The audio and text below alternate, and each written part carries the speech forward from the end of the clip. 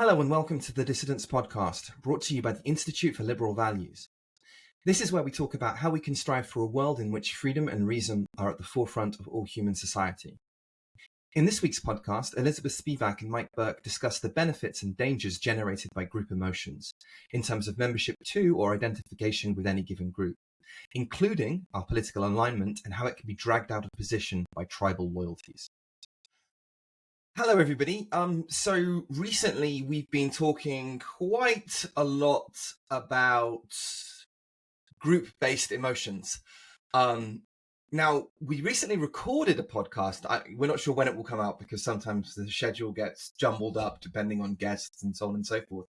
But you'll be able to find it shortly, fingers crossed. But we recently recorded a podcast that looked at some of the group-based emotions that we've witnessed within, let's say, the broader anti-woke movement, if it can be defined as a movement. And so people will start to have very naturally tribal loyalties with one another and then start to claim they believe in, or go along with things that they might otherwise not go along with, claim they believe in or believe in. We've also talked about this within the woke movement. Oh yeah, of course, right? Well, extensively Absolutely. within them, but we try and talk about ourselves as well, right? And this idea of group-based emotions is sort of new, maybe as formally defined in psychology. It's not a totally new idea, but somewhat new in terms of a field of research. So the idea is that our emotions are so tied up in the social context that sometimes the distinction between self and group becomes really fuzzy, and it's not entirely clear that our emotions were either motivated simply by the self, or that they originated internal to ourselves. So we're experiencing them as if they are our own, but they might have been inspired by or primed up by group. And, the easiest way to think about this is, going to a concert or a football game or something like that, and you get all excited. And even if you didn't really want to go, or you weren't really feeling it, if you go, my mother used to say, oh, just go for an hour and see if you're not having fun, then you can come home, right? By the time you get there and you go for an hour, you kind of get in the swing of things. The particular article that we read was less about sort of that spontaneous experience of group emotions, but the motivations behind those experiences. So sometimes we sort of catch the emotion, it's sort of in the air and we catch it. And other times we might actually be motivated to feel in particular ways because of the group that we either are in or that we're manipulated to think about, either by our situation or in a research study. So this article is by in the research in a journal actually called Emotion. So it's devoted specifically to emotion, by Porat, I'm assuming, and Tamir and Halperin. And it's actually titled Group-Based Emotion Regulation, a Motivated Approach. So interested in the motivations behind this. So what did you think about the article generally as a non-psychologist? A lot of it seemed fairly obvious. Seemed to make a lot of kind of intuitive sense. Yeah, sure. Yeah. This was not a research paper. This is sort of like presenting the motivational approach as a theory. It certainly cites a lot of research, but that I like that it made intuitive sense to you, because I think that one of the things I talk to my students about is certain classes, like say social psych, for example. So like an introduction to social psychology. I said, tell him like one of the reasons why social psychology is so hard is because while you're looking at it, it's so easy. You see yourself and it's like, oh yeah, that makes sense. That makes sense. It's also intuitive. And so I think that I know it. And then I come and take a test or try to write a little essay question or something about it. And it turns out, maybe that I don't know as much as I thought I did because it is so intuitive. It makes so much sense. And so, so that's good. It was easily understood. It, you could relate to it. Absolutely, yeah. Uh, So I mean, so go ahead. no, I was going to say they focus on what people want to feel rather than how they are likely to feel, which is like a really important thing. Yeah, and they define group-based emotions as emotions that individuals feel as a result of their membership in or identification with a group. So that's quite an interesting distinction. So you wouldn't actually necessarily even have to be a member of a group to just Oh, identify with a yeah. group. And you might not know any other group members. So you might, especially now, COVID times or whatever, right? We might not actually know any of the members in this in a group and still feel an affinity, right? Like I'm not on social media, but there's certainly social media groups where you don't actually, you may join them and you don't actually know any of the people. I could join, say, like a knitting group or something that actually never met, but we just shared knitting patterns and or recipes or something like that. And I might feel some kind of still some affinity, right? Some connection to people. On a personal level, have you ever really, aside from your immediate family members, which is a group, you're just kind of thrown into, have you ever really sensed a profound sense of belonging in a group? I never Sure. have. Yeah. You Yeah. have? Oh, I think so. Yes. Uh, so being in a boat, I'm a rower on the ocean, Okay. right? And so there's only four of us in a coxswain, and so Mm-hmm. you're all doing exactly the same movement at the same time. Uh-huh. If you Uh-huh. aren't, then you're not rowing the boat very well. Um, so yes, also really my undergraduate university, I felt a great loyalty to and still, I mean, I haven't been there in a long time now, but my assumption is I would feel that same sort of tightness in my chest when I would get there, my town, God's town, America's town, Bloomington, Indiana, it's sort of like, I could just feel that. I think I would feel that even today. So yeah, I Yeah. mean, obviously I wouldn't know anybody there and I'm not in contact with anybody that I went to college with. And yet I do feel that I feel some kind of attachment. So for me, I mean, I think the only place where I've really felt, aside from my family, and I don't know if ILV and counterweight really count because they're so small in the level that we interact with each other. But yeah, like I guess the only time was at the first university I taught at, in which I was working with some really highly motivated and capable colleagues. But the leadership was completely unmotivated and incompetent. And So it brought you all together, really. right, it was kind of Yeah, like a yeah. siege mentality because they were trying to Hmm. bully us to kind of cover up for their own laziness and incompetent. I mean, really, really incompetent, So I think that staggeringly so. to a large extent, this article is talking about bigger groups Yeah. and bigger affiliations, political affiliations. Again, sort of maybe like my university. I mean, this is what they're counting on, right? When they want us to donate to our alumni, to the alumni Mm. group, and so if they're counting on those nostalgic, those connections, those emotions that are brought up. Otherwise, it's like we're done. So bye.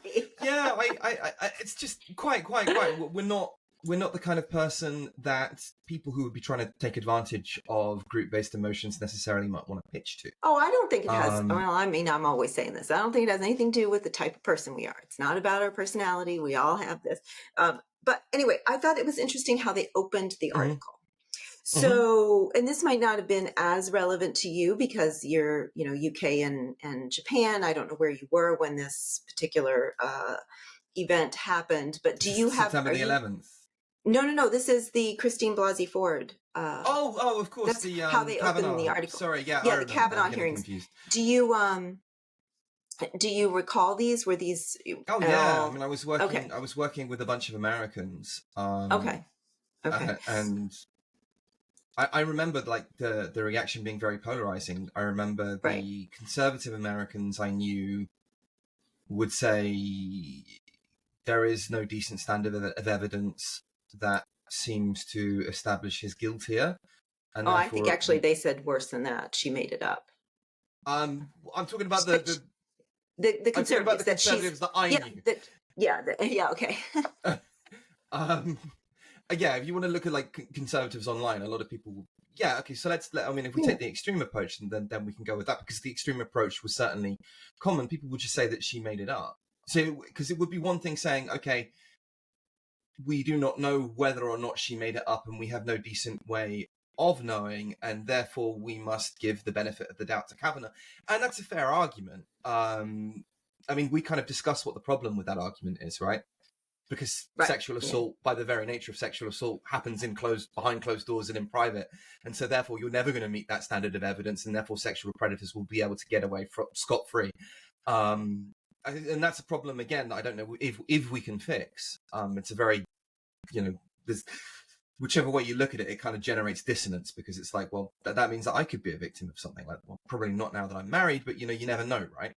But if we don't lower the standard of evidence, then a lot of predators will get away with things absolutely scot-free. So it's a really uncomfortable place to think about. But certainly the extreme position would be that, yeah, she just completely made it up. And And then I the don't know how you opposite, can of get course. from that.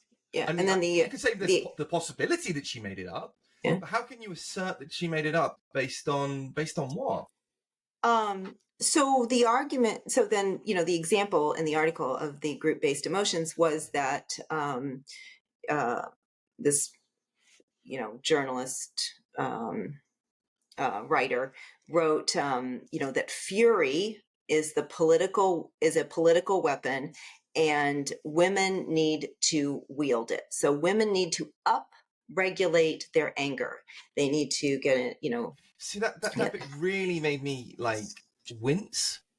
The philosophical side of me, because I would argue that women don't exist in the manner in which the person making that quote seems to imply. But the point is to suspend that, okay, and to simply think about how we can manipulate people to think about a group.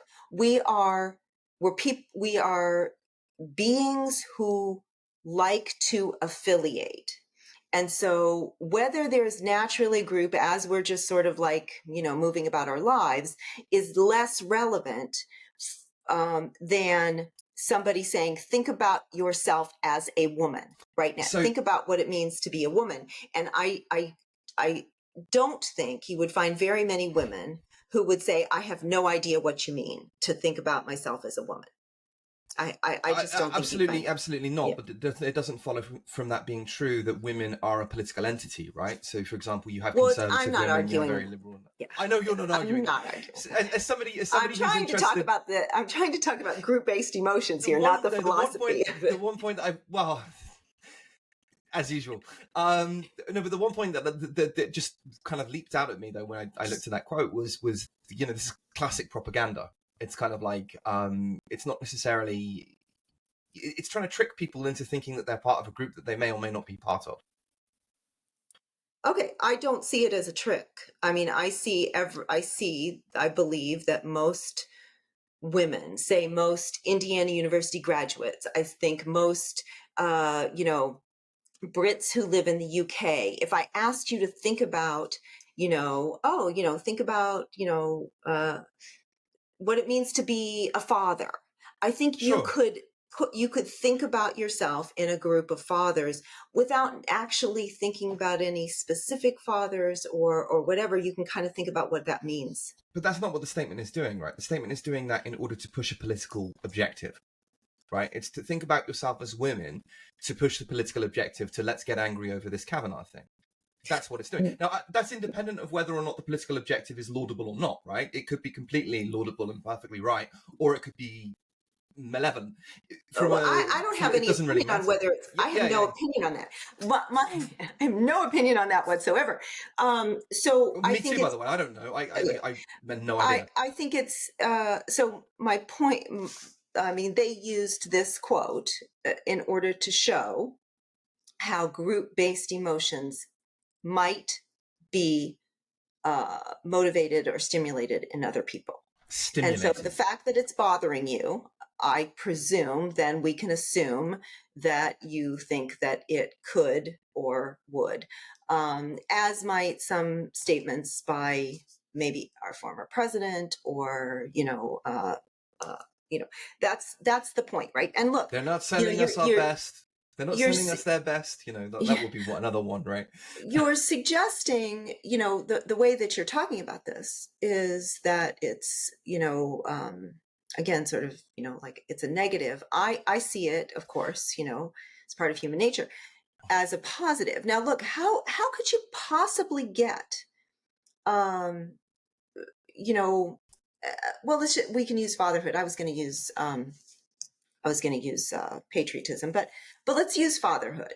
Like, how could you possibly get people motivated to maybe sort of behave like fathers when they don't really feel like it, if they didn't sometimes think about what does it mean to be a father, and what is, what, because sometimes you just don't feel like it, right? Right.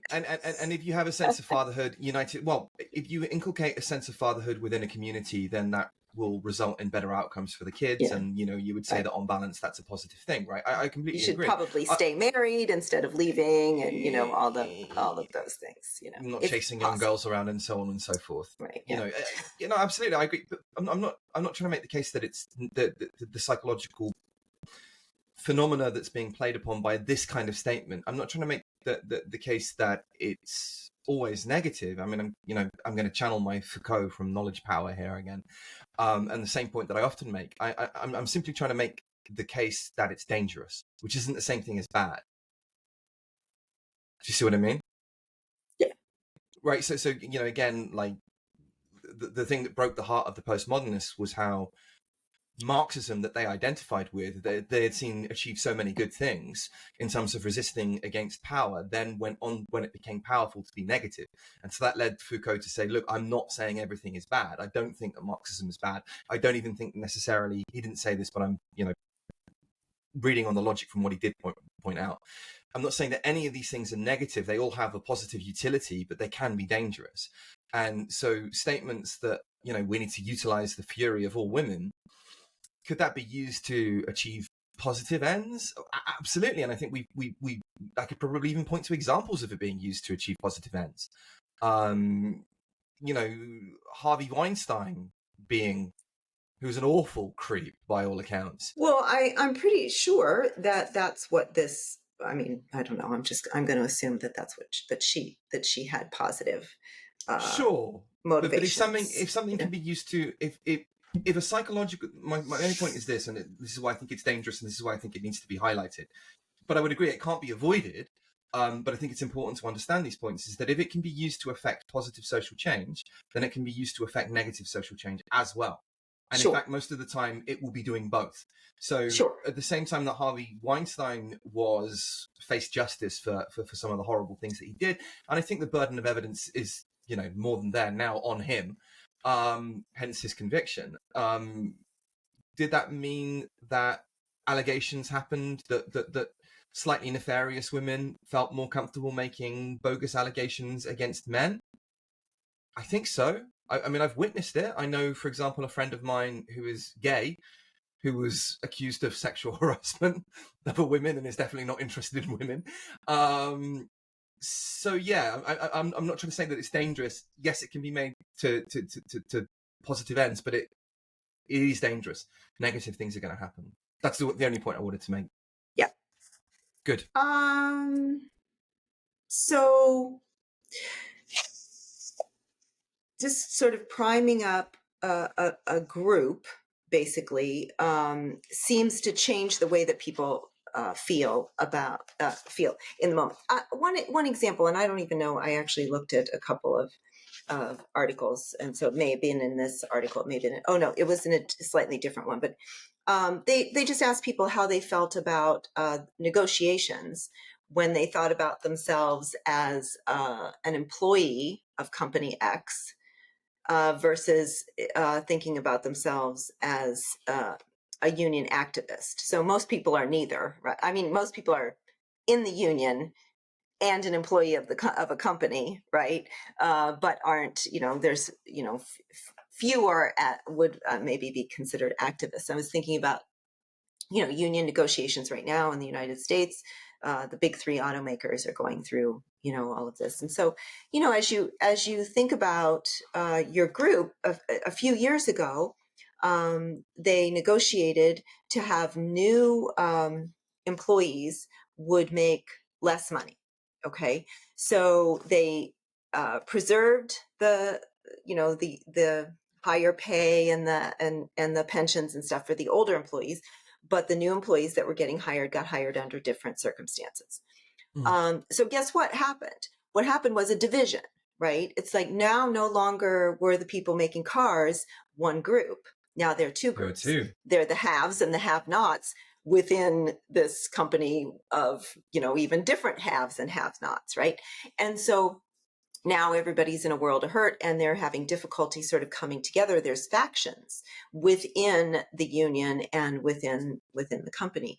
And so when you think about yourself as a member of a larger group, or the parts of the smaller group changed the way that people thought about how negotiations should go. And I think that's really useful and something that can be, that we can use. We can motivate ourselves to think about things from, it's sort of a version of the old, put yourself in their shoes, only maybe not even put yourself in the shoes of the out group, but maybe of another group that's viewing both your group and the out group. Right. So maybe trying to put yourselves in, pretend you're part of a third group, right? And sort of look at the two groups from that perspective. If we're motivated to, if our motivations can be changed by the group that we temporarily consider, are manipulated or consider ourselves in, then that seems like a force that could be used for good. Now, could it be used for bad? Of course. Sure. But, we do seem to have these, motives and desires to think about our group positively, right? We want our intra group emotions, where we want to think positively about our group and other group members. And that's where we sort of like maybe catch the emotions of other people and recognize that we're more accepted and we get more positive feedback from the group when we're doing that. What were you going to say? No, I'd just say, well, you'd have to argue that it would almost certainly be more adaptive than maladaptive, right? Right. Otherwise it wouldn't have evolved. Right. Right. Yeah. So and absolutely, so they give an example. We didn't read this study, but I actually have this study. Is the one where, when you're experiencing normative emotions, you're judged more positively by other group members. And there's a Twitter example. I do actually, like I said, I do have this study, but we didn't read it for today. But that when tweets expressing the normative emotion for the in-group were were rewarded with more likes and shares. So there's, even if you don't even know these people, right? If you're tweeting out something that sort of, that matches the emotions of your in-group, you're going to get more likes and shares. So we don't even have to necessarily be in the same room with them or even know who they are, but we're all in the same, abstract group. Abstract, from an abstract perspective. But it's so weird, isn't it, now? Because it's like, even for most of our lifetimes, groups and in-groups were defined by people you actually physically knew Right. and came into contact with. And to an extent, they still are, depending upon who you are and where you live and what generation you are, but it's just becoming more and more removed. Yeah. Yeah. I mean, I think something like, feeling like an American, say, or feeling like a Brit or something like that has always been a fairly abstract. And, Mhm. so yeah, I'd say I more think that abstract. I feel like there's different levels of this. I think it was more abstract for us than it was for you. Like, for example, like I really used to look at Americans and kind of roll my eyes, like America, I love America, and all your flags and patriotic parades and all that kind of stuff. I mean, as an Englishman going up, I was like, what's wrong with them? There's all this national identitarianism. How silly that is. And now you seem to be losing it as a country. It's kind of like now I can finally see. You only recognize the good in something sometimes when it's going or gone. Right. Um, Even you're um, feeling a bit nostalgic for those days, even huh? I'm feeling a bit nostalgic for the American kind of like that nostalgia contributed to my enjoyment of Top Gun Maverick, for example. Right, And this, right. this is talking as a Brit who used to look upon that kind of stuff with disdain. Yeah, and so there is this kind of like this intellectual rejection of the very notion of there being an in-group, because in-groups, by exerting normative pressure, can be very exclusionary, can even feel oppressive to those people, to certain people, relative to the extent to which they feel they cannot abide by the normative values of the group. And I think the natural leap of certainly the postmodernist philosophers, but also lots of thinkers in queer theory, for example, when they talk about heteronormativity, would be to argue that normativity is in and of itself pathological. And it can be, but it generally isn't, right? Does that make sense? No? I mean, I'm just going to say, okay. No, you've heard the term heteronormativity, for example, right? Yes. Heteronormative, right? So Yes. this idea But that I'm not sure. I'm struggling with the connection. So, it's simply simply put, the idea that the capacity of human beings to make in groups based upon their shared values is oppressive, not just dangerous, but it is largely negative. That's what these people would argue. That's certainly what the postmodernists argued. And this is the thing that we always have to be afraid of. And they're right to a degree. It can be dangerous, and you can point to examples, but more often than not, I'm kind of reiterating what you're saying in more philosophical terms. More often than not, the fact that we come together in groups is adaptive. It's what allows us to build, to band together as hunter-gatherers, then to have the division of labor, then to build towns and cities and so on, and the progress of civilization comes accordingly. Without this kind of joint sense of normativity, of shared values, of shared customs, of being able to form an in-group, none of that would be possible. I've lost you on the okay. philosophy. Yes. Yes. I was smiling and nodding for people who are not watching. I'm like, yes, I'm smiling and nodding. Okay. So, if we go to, so these specific, they mentioned the authors mentioned a few specific other specific studies, one of which shows up in like all of the literature which on this topic, which is this uh, study on Israeli National Memorial Day.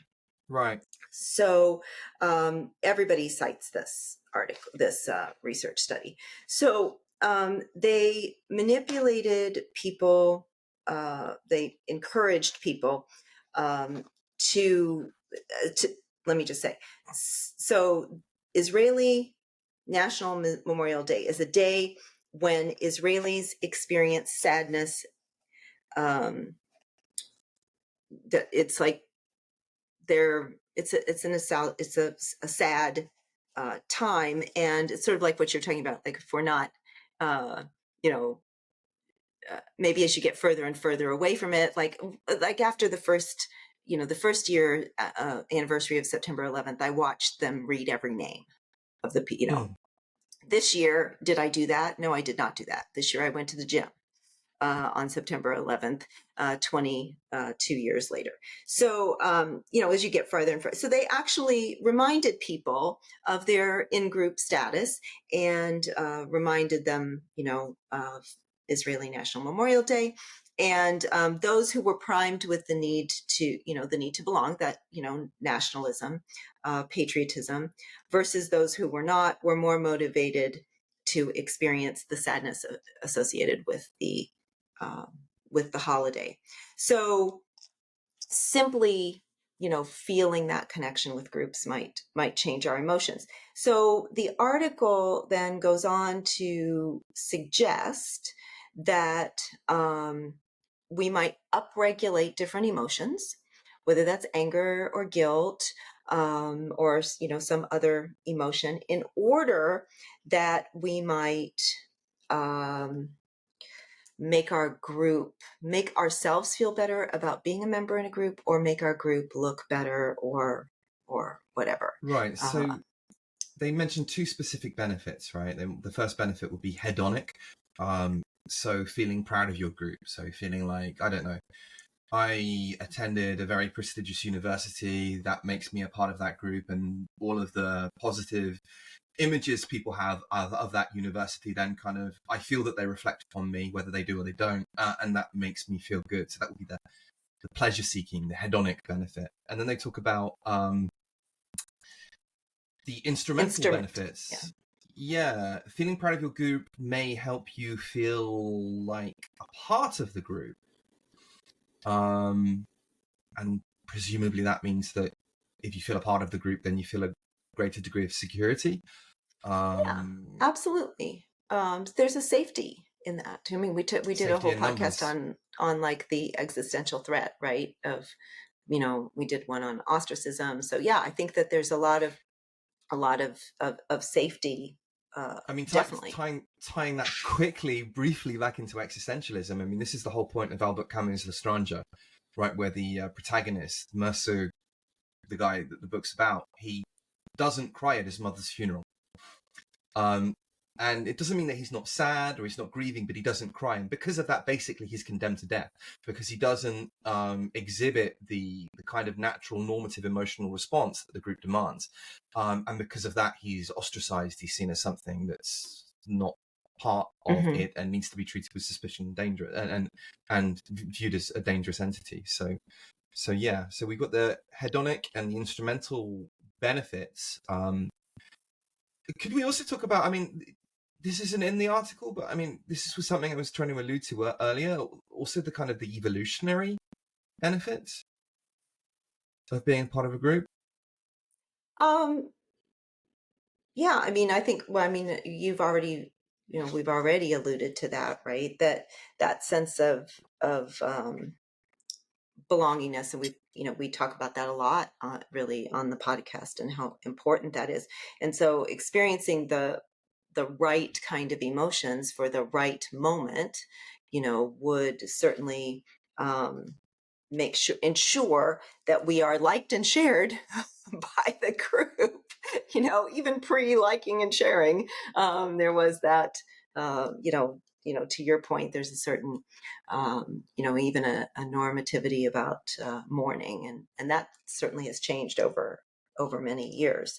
I'm kind of interested, though, in what you think about this in terms of the current culture wars, and how aside from the women should upregulate your anger. What about, I mean, they do allude to sort of upregulating guilt, and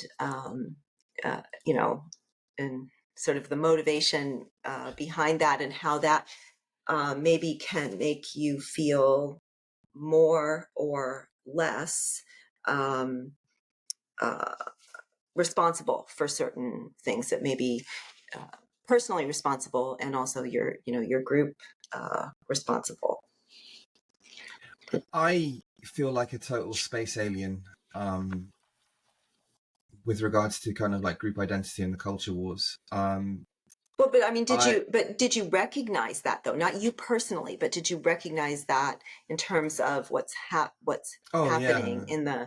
in the you know, Oh, the larger absolutely. culture? No, so like the first thing that I noticed was that let me say my typical sort of friend. So my typical sort of friend 5 or 6 years ago um would have been a, and then I still have friends like this, would have been a left-wing intellectual who would have identified with some form of socialism, probably worked as a university lecturer or a journalist, and I still have a few friends like that, but I basically fell out with all of them, most of them. I wonder, can you guess why I fell out with them? So the reason why I fell out with them was because suddenly critical social justice came along. Critical social justice claimed to be a iteration of their movement, and these older journalists, university professors who subscribed to a much more liberal version of socialism, that emphasized things like freedom of speech, especially if they were journalists, because freedom of speech is pretty important, or at least used to be, to journalists. Freedom of the press. These were things that these left-wing socialist kind of people really campaigned upon. You can't have freedom of the press without freedom of speech. And what they kind of these young kind of wokey types that were coming up through the ranks, they I wouldn't say that they didn't think that these people were bright, but they didn't take them fully seriously. They thought that they were kind of their ideas were indicative of the folly of youth, and that as they got older, they would sort themselves out and they would become like these older kind of socialist intellectuals and be more liberal in their views and campaign on the same thing. But basically their hearts were in the right place and they were very much part of the team. And so consequently, they didn't challenge them. And many of them still don't challenge them for precisely these reasons. And so I think that what was happening and what does happen amongst left-wing intellectuals who would be naturally predisposed to be against many of the things that these kind of critical social justice wokey types are advocating for, is they deliberately downregulate their consternation at arguments that run contrary to their core values, such as freedom of the press, which again depends upon freedom of speech, as they all well know, because they see themselves as being fallaciously, in my view, on the same team. So that was the first thing that I noticed. Yeah, And I would agree with that. I think that the I think that some people, some leaders have become pretty good, maybe not even, they maybe not because they read the literature or anything, but no, they've gotten pretty good at figuring out how to shift people, how to encourage people to think about themselves in a different group, which then can encourage them to upregulate or downregulate a different emotion, or bring to mind sort of different topics that they, like as you're pointing out, that they would be interested in. So if you shift from maybe college professor as your group, right, to a label that's more relevant to racial or social justice, and the realign the groups, right, and then guess what, you need to upregulate, like you said, or downregulate emotions about different topics in order right. to fit in those groups.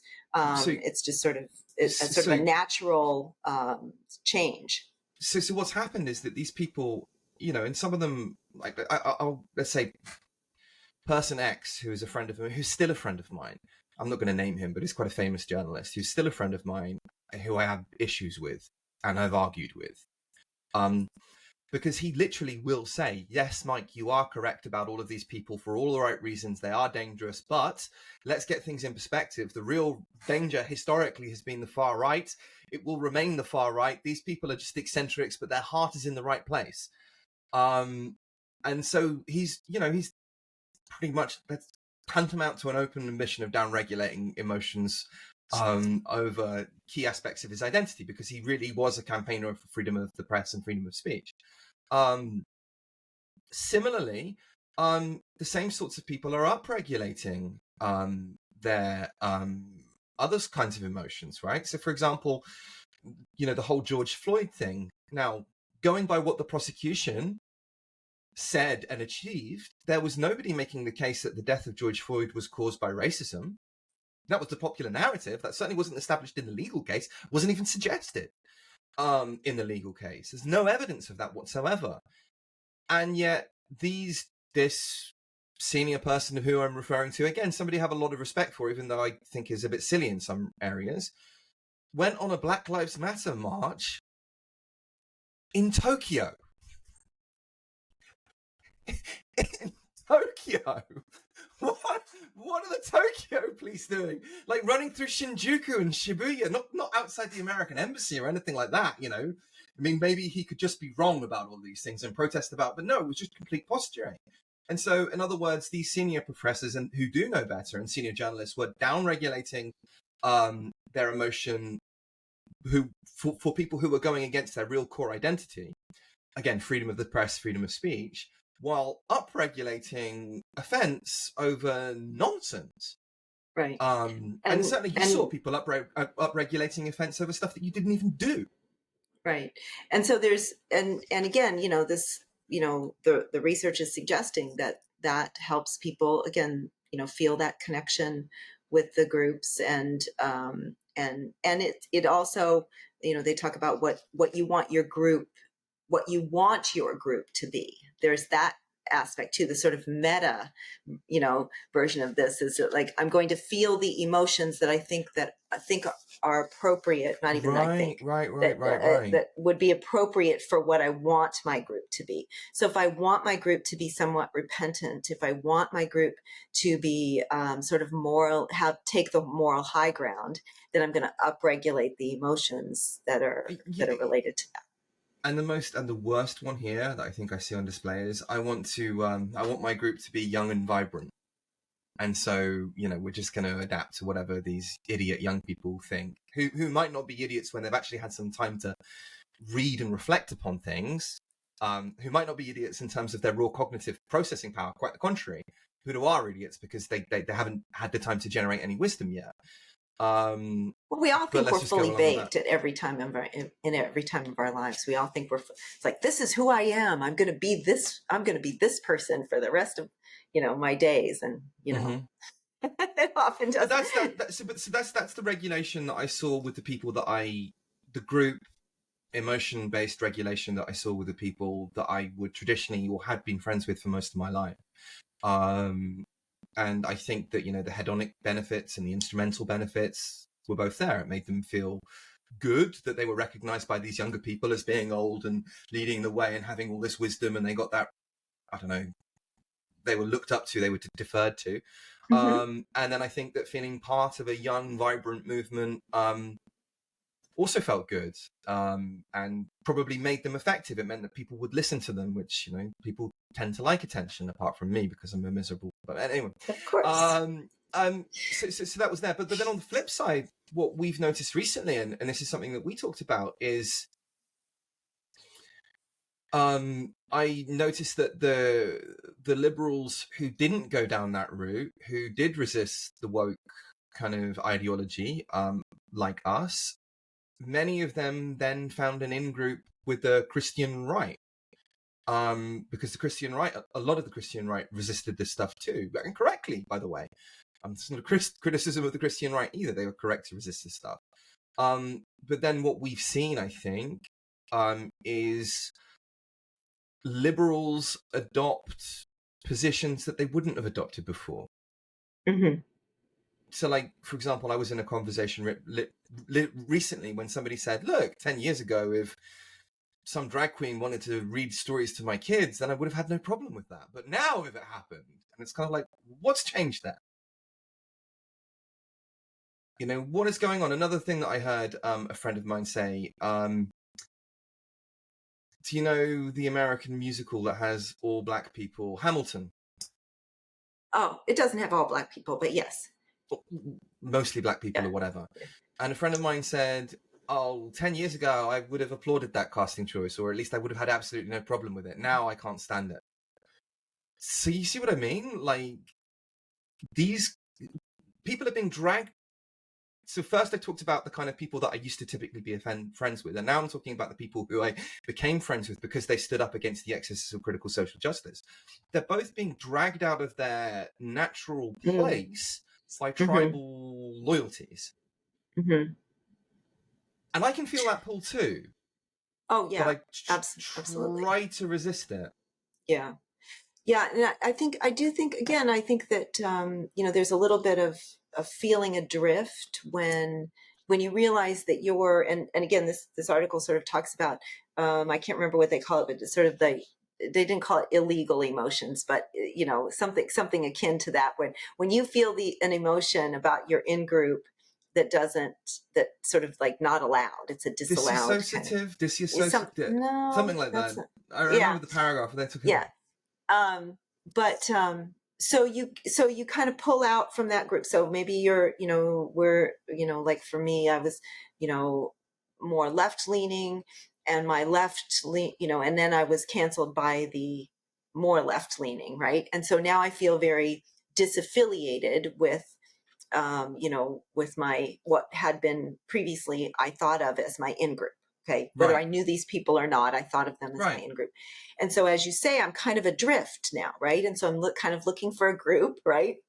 And maybe I happen into one that may or may not and not really be all that healthy for me in the long term, but maybe in the short term it offered me solace, it offered me comfort, Well, it offered me some of those same affiliative feelings, those hedonic feelings, right.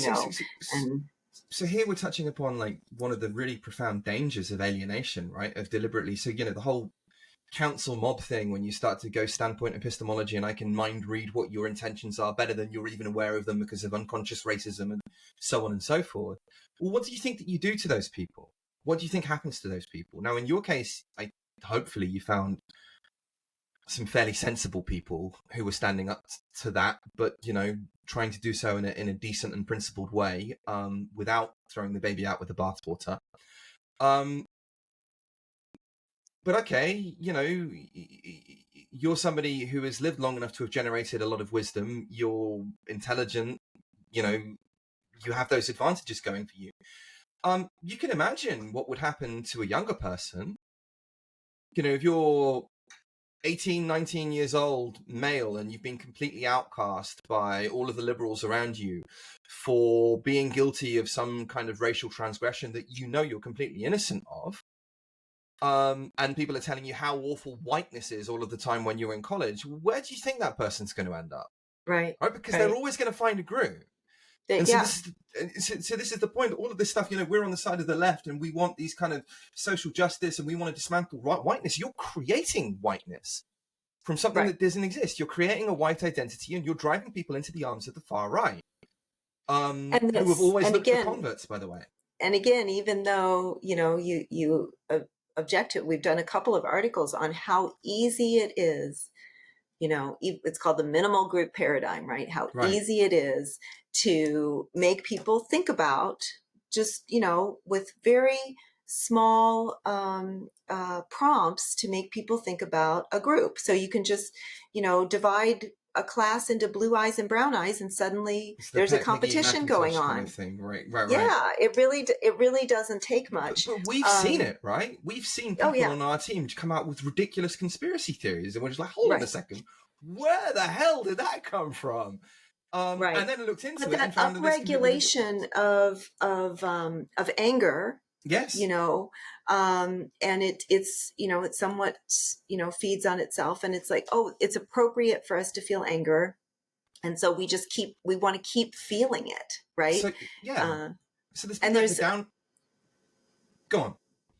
Well, I was going to say, so I think I mentioned this the other day when you and I were talking, but I was reading a little bit. I've been reading a little bit about self-signaling, and how similar to this, where it's hard to tell the difference between our emotions and the group emotions and where one starts and the other ends and everything, that it's really hard for us to tell the extent to which we really are something, or if we are just behaving as if.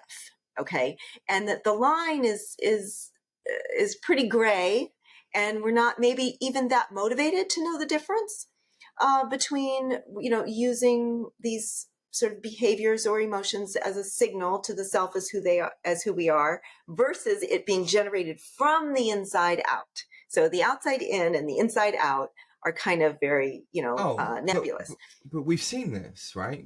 Like, we have to be careful what we say here, but we have looked at groups and who claim to be organized around one very laudable set of principles that apparently they don't understand, because they then go on to violate them immediately afterwards, literally in the same breath, that aren't really about anything that they say they're about, and just, they're just the kind of, I don't know, what was it you called it? A circle jerk or whatever. Yes. I believe I might have said that, yes. So when like you said, we're going to find a group. And if we find a group that is, sort of chronically angry, then we're going to keep upregulating anger. And in this in this idea of self-signaling, one of the things that happens is we, the level that we started out at is like, okay, we'll use exercise as an example. So it's like, oh, I want to, get fit. And so I'm going to get fit. I'm going to like try to jog walk and then jog a couple miles a few days a week. And that's, well, what happens is my idea of, in order to prove to myself that I'm getting fit, I have to do a little bit more. Right. And a little bit more. And then maybe I have to do it like, when it's sleeting outside or something like that, in order to prove to myself that this is really important to me. And I think that there's a little bit of that. They don't talk about that specifically, but there's a version of that in this article where we're upregulating or downregulating emotions that are seen as appropriate for a group, in part to signal to ourselves that we're part of that group. So it isn't just about the other people. It isn't in the group. It's not just about the other people outside of the group, but it's signaling ourselves. I am in this group. I'm not in that group. So, whether it's a reality or not. I mean, this is why I think I found giving up smoking so easy. Like, I love smoking. I love smoking cigarettes. I haven't smoked cigarettes for years, but it was something I enjoyed doing. And I could be all self-congratulatory and say, "Oh, I'm willpower," and I force. Yes. Maybe there's a degree of that, but I just stopped hanging around with the people that were smoking all the time. No, there's absolutely. I found it really easy to give up.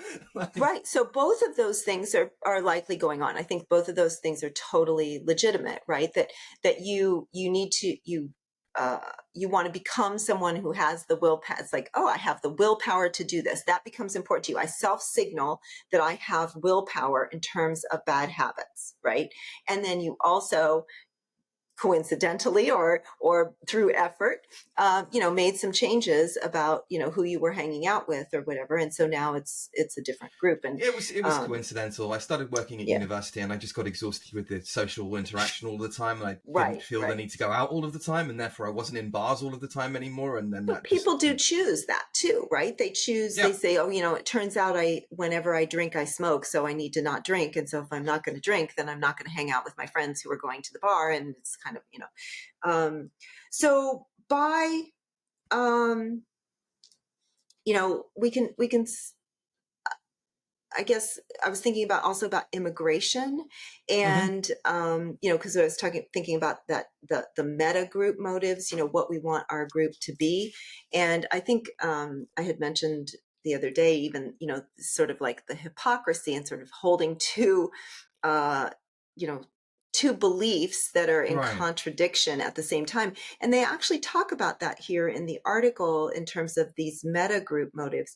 So in the face of mass suffering, we might we upregulate our feelings, sympathy and empathy and that kind of stuff. Except, here's the problem, it becomes very financially and socially costly. So they mention here. So, for example, a person might want to upregulate empathy towards refugees entering her country to show she is a kind and moral person. So we have that signal, right? My mother and her friends. Yeah. And at the same time, she may want to downregulate empathy in order to avoid the financial burden that that the integrating people might place on her in group. So we have this right now. I know that you have this in the UK to a large extent too, but in the US right now, it's so fascinating to me that people say in New York or here in Massachusetts were quite unsympathetic to, say, Florida and Texas, and how horrible oh, you're so horrible to immigrants, and it's the end, I can't believe, so this very much upregulating empathy. Okay. And the outgroup is the right-leaning state. And now we have the mayor of New York and the governor of Boston saying that we have an immigration emergency. And that, I think the mayor of New York said this is going to break New York. Okay. And, we have the state, the Massachusetts state governor calling out the National Guard to help because there's not housing. And so, oh, we need federal help with the immigrants. Well, isn't that interesting? Because you weren't too sympathetic when it was Florida and Texas who needed help with the immigrants. You see, this is so irritating for me because this is my mother and her friends. So my mother and her friends, they live in a beautiful town. And think about the classic English countryside and old-fashioned England and people wearing tweed and royal family lives nearby and all that kind of stuff. Like really beautiful, beautiful England. And of course, they're all very left-wing. And, oh, we have so much sympathy for immigrants. How many immigrants do you think there are in my hometown? Right. Five. 5 maybe, and they're rich. They're all rich. And so the reason, and it doesn't occur to them that the reason why they're incredibly pro-immigration, they don't have a nuanced view on immigration. They just say immigration is a net positive, all these people are humans and the rest of it. It's because they don't have to, that there is no cost. They get all of the advantages by seeing to be compassionate, but there's no cost because you're not dealing with the arrival of lots of poor people from the third world, bringing all of the problems that they had in the third world with them. Because that's what happens with immigrant communities, including my ancestors. Irish Americans in the USA, Italian Americans, communities that are now essentially mainstream Americans, they brought with them the problems that they had in Ireland and Italy. And of course, they resolved themselves. And that's not an argument against immigration per se. I'm just simply pointing out that you can't, that if your take is that immigration is only positive, and that the only thing that really needs to be considered is compassion for these people, you're not really. I don't want to say really disingenuous. You're not processing it. I mean, I don't want to say disingenuous because they might genuinely believe that and just not be inclined to actually think it through, but they haven't thought it through. And they have no business commenting on it because the people that complain are working class communities. Right. And I think that people are generally it's hard. I mean, come on. No, I mean seriously, like we have if we thought about every problem deeply, we wouldn't get a whole lot done.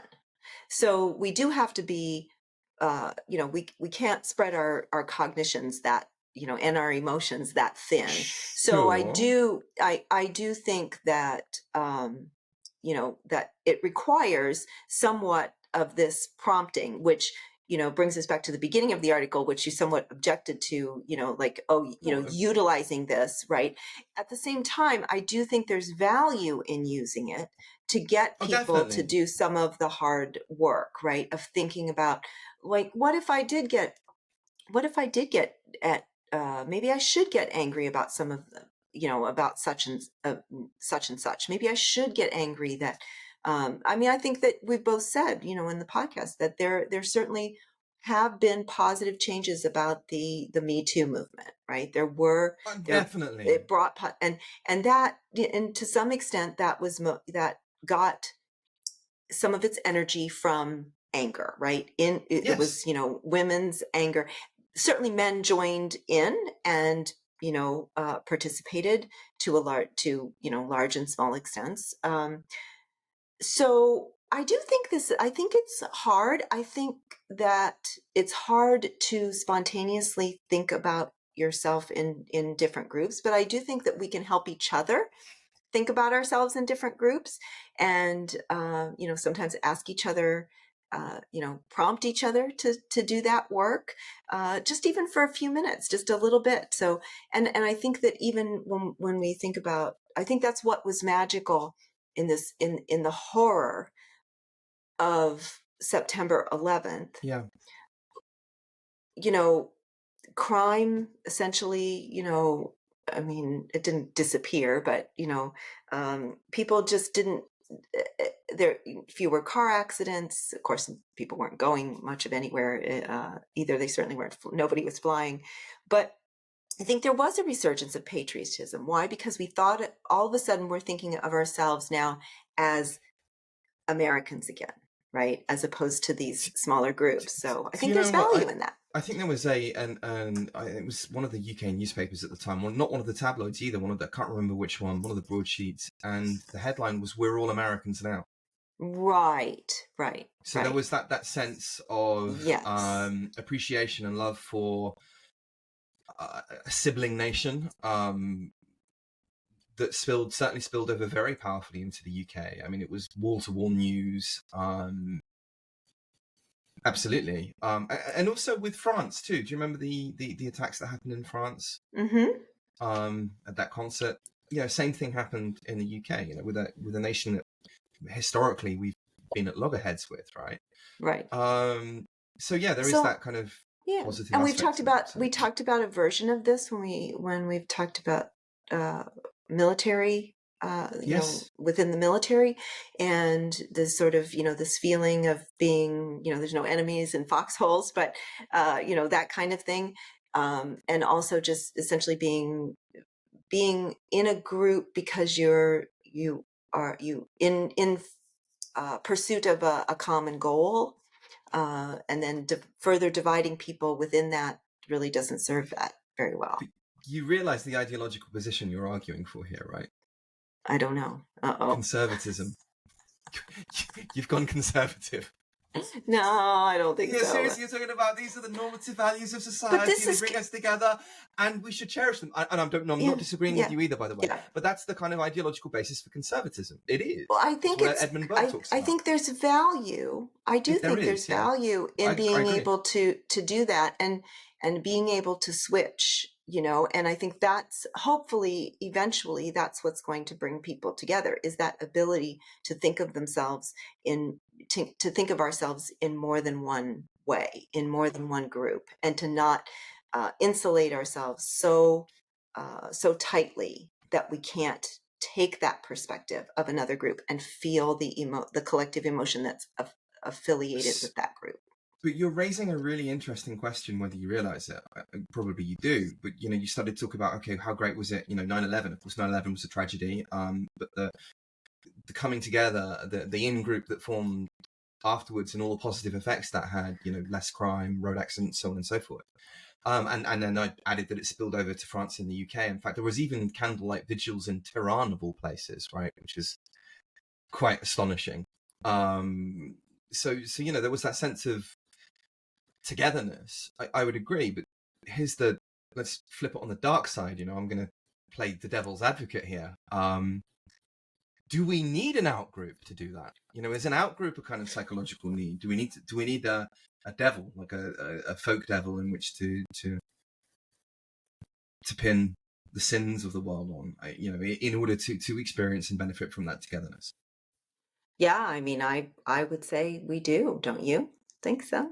I don't. Yeah, I mean, I don't know. It was either And it was. I was I think just it going was to say, either as the. evidenced by, we went to, what was the next thing that happened? We went to war. Right. So I think was it George Bush or Ronald Reagan? One of the elder George Bush or Ronald Reagan, one of the two, said that something along the lines of, I often imagine how quickly, the world's problems would melt away, and that we would start to see ourselves as a species if we were faced by a threat from some extraterrestrial power. And of course, he's probably right. But there is that kind of thing that we need an out group. We need somebody. Yeah, there's no in group without an out group, maybe, right? There's no light without dark, right? Right. So I have no idea if this is an accurate quote or not, but apparently, I know. So apparently, within a speech by Bill Clinton, okay. Now, speechwriters sometimes borrow from other people, and so I'm attributing this to Bill Clinton. I don't know if he was the originator of this, but apparently, in a speech, he said, whether he borrowed it or not, there's nothing wrong. There's nothing bad about America that can't be solved by what's good about America. Okay. And so this has been resonating. It's been sort of floating around in my head for a couple of weeks, and I've been applying it to other things. So like I was thinking to myself, well, there's nothing wrong with academic freedom and free speech that can't be solved by what's good about academic freedom or free speech. Okay. And so if we think about it in terms of this too, I kind of like this idea about, well, there's nothing bad about in groups and out groups that can't be maybe solved is too big of a word, but, improved by what's good about groups. Yeah, I don't know. If we developed a capacity to to think about, to think about ourselves in different levels of groups, we could, I think we could do a better job at, in negotiations, in, problem solving. And, I'm not saying that we would solve world peace, but maybe Right. we wouldn't be in a situation right now in the as we are in the United States now, where the government may completely shut down in a few weeks. But who has the cognitive resources to do that? And even if they do, who has the cognitive resources to listen to and understand the arguments of the person who can do that? I mean, it's also turgid. You work at a university, the people that you work with are not dumb, do not lack concentration relative to the rest of the population. And yet they were so desperate to form in-groups and out-groups on the basis of racism that when there was no adequate supply of racism, because it just didn't exist within the context, they just made it up. Just fucking made it up. Yeah. We need an out-group that badly, and it must be on racism because that's like the flavor du jour. That's the fashion. Yeah. And that's all it is, right? Because it could arbitrarily be something else. It could be homophobia, it could be whatever. Right. But no, the flavor of the day is racism, so we need to find an out-group. Now, it would be great if we could find a genuine racist. We're angry. Where can we put it? Right. Well, no, if there were genuine racists, they would have gone nowhere near you because they would have been, oh, fine. But now we're in a bit of a pickle. Yeah. Right. We need an out-group. We're smart. We should be able to, if anybody can do it, it's us, right? If anybody can, this is what Nietzsche talks about, right? When he talks about inventing meaning for themselves. He hoped that human beings, he thought that, that people would lament the loss of Christianity because you'd killed this meaning-making system. But he hoped that human beings could make meaning for themselves. Well, guess what? They can, and this is it. So they've made meaning for themselves in the form of racism and racists everywhere. They would like to find genuine KKK members or people who thought that black people were inferior. Then they don't exist at your university. Or if they do, they're being very silent about it, because why would you be open in a context like that? And so they find they're in a pickle. They don't have the supply, so they have to invent it. They have to pretend somebody is guilty of that. So if university lecturers, and look, the problems where you are probably pale in comparison to the problems at Harvard and Princeton and places like that, which are absolute basket cases in terms of this kind of thinking, right? So if none of these people, if the smartest people with the highest concentration spans in the whole of society, if none of them can do it, or at least if one of them can, then there's not enough people with the attention span ready and available to actually implement these solutions. And then these solutions can't come from the bottom up, and they have to come from some kind of conservatism, some kind of falling back upon liberal principles, some kind of Well, appealing to them. Yeah, well, retreating to the Appealing to, yeah. past. I mean, Well, and unless we start to cancel the people that cancelled us and we become like the woke resistance movement is becoming right now, right? right, Puritanical. Oh, right, everyone who's doing Drag Queen Story Hour is involved in some international conspiracy to turn the kids gay, trans, or both, and let's ban them right. from school. Yeah. And every book that talks about, I was Racism thinking is about, critical race theory. yeah. And Don't know every what it book that talks, is, but right, right. I don't know what it is, but I know it's bad. Yeah. That was terrible. Yeah. I mean, the literature does say that, that leaders are particularly helpful, that, having good leadership. But I think we also have seen what having bad leadership does. So, it that a leader can orchestrate this for good or for bad, which was your original point. Yeah, I mean, I think that two three deeply flawed individuals, but none of them I think were bad leaders. You had Barack Obama, and there's a lot to dislike about Barack Obama, his arrogance and the fact that he thought he was smarter than everybody and knew their jobs better than him, and lots to dislike about him. But I don't think you can make the case that he was incompetent. He was quite a successful leader. So was W. Not the most eloquent man, maybe, prone to a gaffe or two, but nevertheless seemed like a decent and capable human being. Certainly managed America through a very difficult period in terms of 9/11 and all of that. So I would say he qualifies as a good leader. And then before him, the leader that you referenced, Clinton, again with his own problems with Monica Yeah. Lewinsky, He's who got I a had lot. drinks with, by the way. It's Really? quite funny. Yeah. Anyway, who had a lot of problems and was a flawed human being, but again, a very competent leader.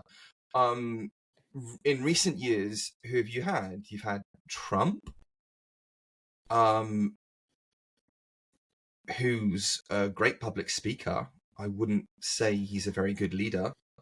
Yeah, I don't know. Yeah, would depend on our definition of leader. But certainly, I think he is quite gifted Oh, in terms of getting people to upregulate certain emotions in order yeah. to demonstrate their group alliances. I think So was Hitler. that's And I'm not saying Hitler and Trump are on the same level, by the way. right. No, I don't think he's the Führer. But yeah, I mean, I think absolutely correct. And I think Biden is not a great leader either, even though on a foreign policy level he's been very successful.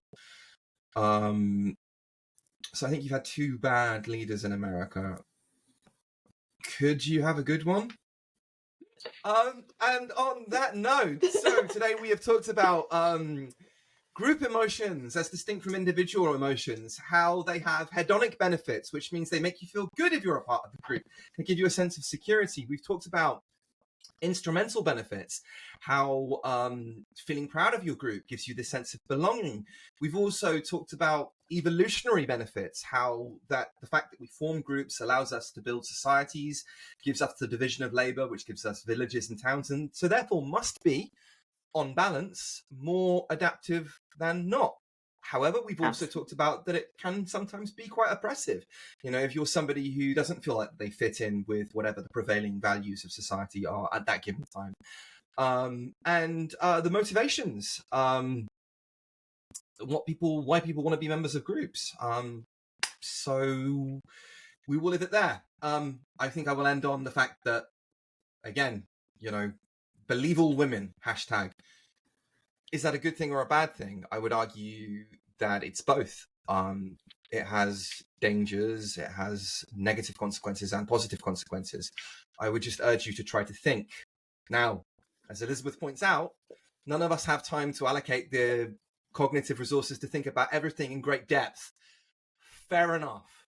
But if you're really confident on your opinion, if you're really confident that something is just, to the extent that you have invested all of your identity, or at least a significant proportion of your identity, into that idea, you should be able to challenge it.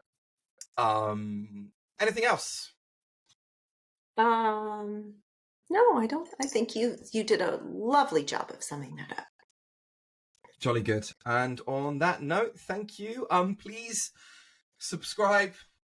I'm supposed to say this at the beginning, but we never do. Leave a comment, all that kind of stuff. I will check the comments, I promise.